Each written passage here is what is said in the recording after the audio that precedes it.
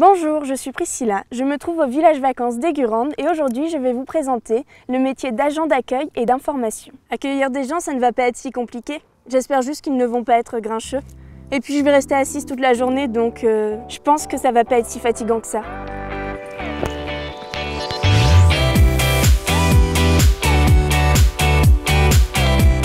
Suivez-moi, c'est par ici. Bonjour Florie. Bonjour Priscilla, bienvenue au pays d'Aigurande. Je vais te faire découvrir le métier d'hôtesse d'accueil. D'accord, je m'assois où? On s'assoit pas tout de suite, on a quelques trucs à faire. Je pensais que j'allais rester assise toute la journée moi. Quelles sont les missions de ton métier? C'est tout d'abord l'accueil des clients, que ce soit physique ou téléphonique. Il y a aussi faire le relais entre les différents services de tout le village vacances. D'accord, donc ce n'est pas seulement le contact avec la clientèle, mais aussi avec l'équipe du centre directement. On navigue dans tous les services. On va voir la restauration pour leur monter les effectifs.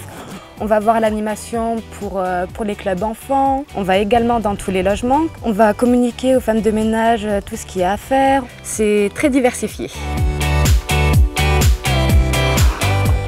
Elle est plutôt bonne, non, Florie? Ah, il faut résister.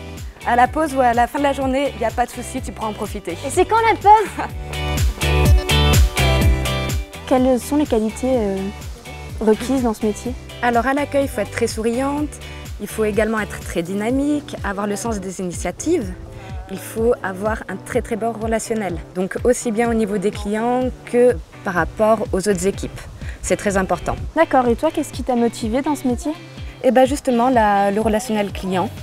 Et puis l'accueil, c'est aussi le carrefour du village vacances. C'est-à-dire que tout passe par l'accueil. On voit beaucoup de monde, on communique énormément. Et ça, c'est très plaisant. Allez Priscilla, il y a des nouvelles arrivées, donc je te laisse faire l'accueil clientèle. D'accord. Allez, je te donne les clés et tu vas montrer où ça se situe. D'accord, merci. Bonjour, vous êtes les bienvenus. Ah, mais c'est trop mignon ça. Bon, je vous accompagne jusqu'à votre logement. Quelles sont les évolutions possibles? Alors, comme l'accueil, c'est beaucoup aussi d'administratif, on peut devenir responsable d'accueil. Ensuite, il y a la responsable d'hébergement. Et enfin, le plus haut poste, c'est la direction. Je sais que ça fait longtemps que tu veux être assise, donc je ne vais pas te demander de lever, mais on va s'occuper de la facturation des clients. Allez. Et qu'est-ce que tu dirais à un jeune qui débute dans le métier et qui n'a pas de diplôme? Ça a été mon expérience à moi. On arrive et on se forme sur le tas. C'est-à-dire que j'ai commencé en tant qu'hôtesse d'accueil, je suis devenue responsable d'accueil et l'évolution peut se faire petit à petit. Bon voilà, j'ai terminé ma journée. J'ai pas rencontré de grincheux, je suis restée assise mais pas si longtemps que ça. En fait, c'est un métier assez dynamique et c'est surtout un métier de contact humain. On accueille, on informe les clients, on les aide en fait. Et c'est très valorisant. Mais comment fait-on pour devenir agent d'accueil et d'information ? Une expérience professionnelle dans le secteur sans titre préalable peut permettre d'accéder au métier d'agent d'accueil et d'information. Les principaux diplômes sont le titre professionnel agent d'accueil et d'information, le BEP accueil et secrétariat et le bac pro service.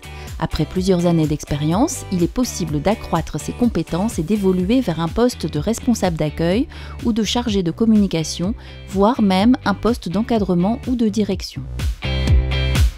Eh ben Priscilla, tu vas où? Je rentre chez moi. Eh ben bon courage hein. Merci pour ton accueil, au revoir. Et ravie de t'avoir rencontré, au revoir.